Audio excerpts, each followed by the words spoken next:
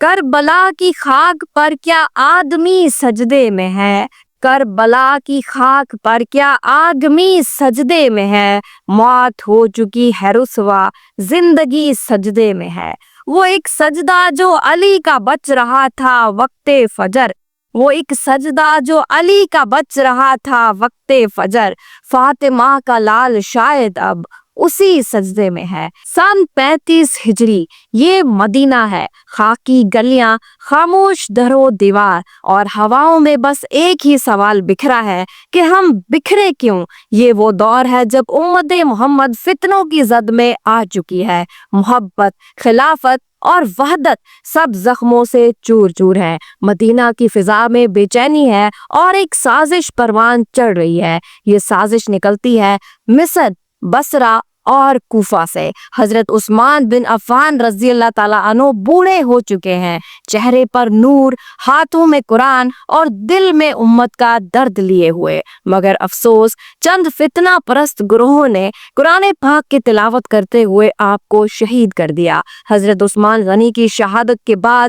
مدینہ کے لوگ ہل چکے تھے، امت امام سے محروم ہو چکی تھی، تو ایسے میں لوگ حضرت علی کرم اللہ وجہہ رضی اللہ تعالیٰ عنہ کے دروازے کے پاس جمع ہوئے اور آپ کی طرف بیعت کے لیے ہاتھ بڑھایا۔ حضرت علی کرم اللہ وجہہ نے پہلے تو انکار کر دیا، لیکن جب لوگوں نے اصرار کیا تو آپ نے خلافت قبول کر لی۔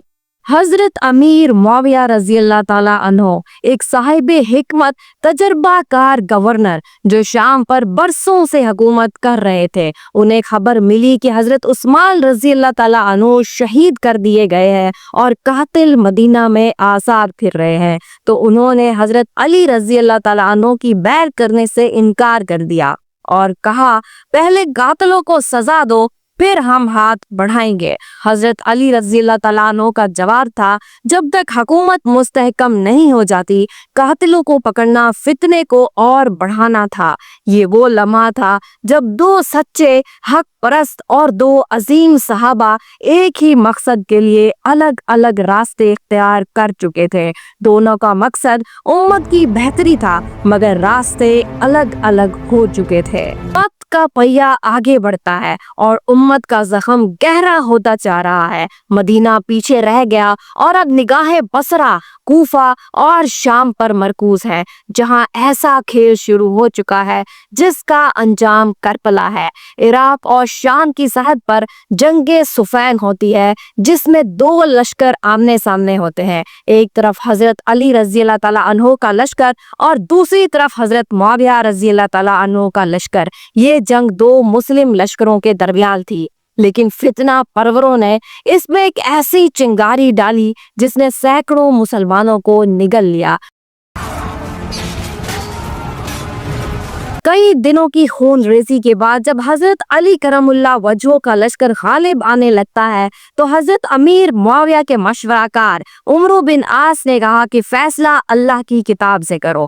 فوجیں رک جاتی ہیں اور دو ثالث مقرر کیے جاتے ہیں۔ حضرت علی کی طرف سے ابو موسیٰ اشعری کو ثالث مقرر کیا جاتا ہے اور حضرت معاویہ رضی اللہ تعالیٰ عنہ کی طرف سے عمرو بن عاص کو ثالث مقرر کیا جاتا ہے۔ یہ ثالثی انصاف کا موقع بھی بن سکتی تھی، لیکن یہ چالاکی میں بدل گئی۔ ابو موسیٰ اشعری نے کہا کہ ہم دونوں کو خلافت سے ہٹا دیتے ہیں، لیکن عمرو بن عاص نے کہا کہ میں حضرت علی رضی اللہ تعالیٰ عنہ کو خلافت سے ہٹاتا ہوں اور حضرت امیر معاویہ کو باقی رکھتا ہوں۔ یہ وہ لمحہ تھا جب حضرت علی کو ماننے والوں کے دل ٹوٹے اور تاریخ نے ایک پلٹا کھایا۔ سن 40 ہجری کوفہ کی مسجد، حضرت علی کرم اللہ وجہہ نماز کے لیے مسجد میں تھے کہ عبد الرحمن بن ملجم نے زہر میں ڈوبی تلوار سے آپ پر اس وقت وار کیا جب آپ سجدے میں تھے۔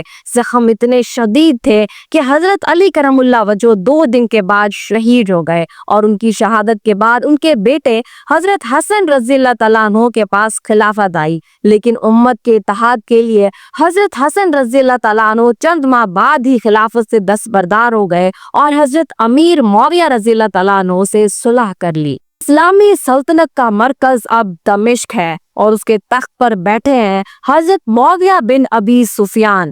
یہ وہ صحابی ہیں جنہیں نبی کریم صلی اللہ علیہ وسلم نے دعا دی تھی کہ اے اللہ معاویہ کو ہدایت یافتہ بنا اور اس کے ذریعے لوگوں کو ہدایت دے۔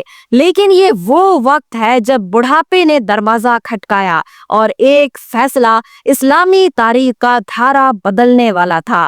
یزید، حضرت معاویہ کا بیٹا جو دن رات شراب میں ڈوبا رہتا، اب اسے خلافت کے لیے تیار کیا جا رہا تھا۔ 60 ہجری کو حضرت معاویہ کا انتقال ہوا اور اگلے ہی دن یزید تخت نشین ہو گیا۔ حضرت معاویہ نے اپنی زندگی میں بیشتر علاقوں سے یزید کے لیے بیعت لے لی تھی۔ ایک ایسا شخص جس کے دن شراب میں گزرتے تھے، اب امت محمد کا خلیفہ بن چکا تھا۔ مدینہ کی گلیوں میں خبر پہنچتی ہے کہ یزید خلیفہ بن چکا ہے۔ اہل شام، مصر اور بصرہ کے لوگ بیعت کر چکے ہیں، لیکن مدینہ میں 3 چراغ ابھی بھی باقی تھے۔ حضرت حسین بن علی، حضرت عبداللہ بن عمر اور حضرت عبداللہ بن زبیر، انہوں نے یزید کی بیعت کرنے سے انکار کر دیا اور کہا ہم دین میں فاسق کو خلیفہ نہیں مانتے۔ بیعت سے یہ انکار بغاوت نہیں تھا بلکہ ضمیر کی آواز تھی۔ حضرت حسین رضی اللہ تعالیٰ عنہ کے سچ سے اب یزید کا تخت ہلنے لگا تھا۔ کوفہ کے لوگ آپ کو خط لکھنے لگے کہ آپ آئیے، ہم آپ کے ساتھ ہیں۔ یہی وہ لمحہ تھا جب کربلا کا دروازہ کھل چکا تھا۔ کوفہ، وہ شہر جو حضرت علی کا دارالخلافہ رہا، اب اس شہر کے لوگوں نے یزید کے خلاف علم بغاوت بلند کیا۔ ایک خط، پھر دوسرا اور پھر سینکڑوں خطوط۔ یہ تمام خطوط حضرت حسین رضی اللہ تعالیٰ عنہ کے نام تھے، جن میں ایک ہی صدا تھی کہ ہم یزید جیسے فاسق کو خلیفہ نہیں مانتے، آپ آئیے، ہم آپ کے ساتھ ہیں۔ اور پھر زمین گرد آلود ہے، فضا میں سناٹا ہے اور ایک قافلہ شہادت کی منزل کی طرف رواں دواں ہے۔ یہ کوئی عام قافلہ نہیں ہے، یہ آل رسول کا قافلہ ہے، جس میں معصوم بچے، بیبیاں اور جنت کے جوانوں کے سردار حسین ابن علی ہیں۔ حضرت حسین رضی اللہ تعالیٰ عنہ نے پہلے اپنے چچا زار مسلم بن عقیل کو کوفہ روانہ کیا۔ مسلم بن عقیل کوفہ پہنچے تو ہزاروں لوگ بیعت کرتے ہیں۔ فضا میں ایک ہی نعرہ گونجتا ہے، یا حسین لبیک۔ مگر یزید نے کوفہ کا گورنر بدل دیا۔ اب وہاں ابن زیاد تھا، ظالم، چالاک اور درندہ۔ اس نے دھوس، دھمکی اور پیسے سے لوگوں کے دل بدل ڈالے۔ جنہوں نے بیعت کی سی وہ پیٹ پھیر گئے۔ مسلم بن عقیل تنہا رہ گئے اور شہید کر دیے گئے۔ جب یہ خبر حضرت حسین رضی اللہ تعالیٰ عنہ تک پہنچتی ہے کہ مسلم بن عقیل شہید ہو چکے ہیں، تب بھی انہوں نے واپسی کا نہیں سوچا اور کربلا کی تپتی زمین پر خیمے گاڑ دیے۔ آپ کے ساتھ صرف 72 جانثار ہیں اور سامنے 30,000 کا یزیدی لشکر۔ رات کی تاریکی ہے، خیموں میں روشنی کے بجائے سسکیاں ہیں، بیبیوں کی آنکھیں اشکوں سے لبریز ہیں، معصوم بچے پیاس سے نڈھال ہیں، لیکن سب کے دل ایمان سے بھرے ہوئے ہیں۔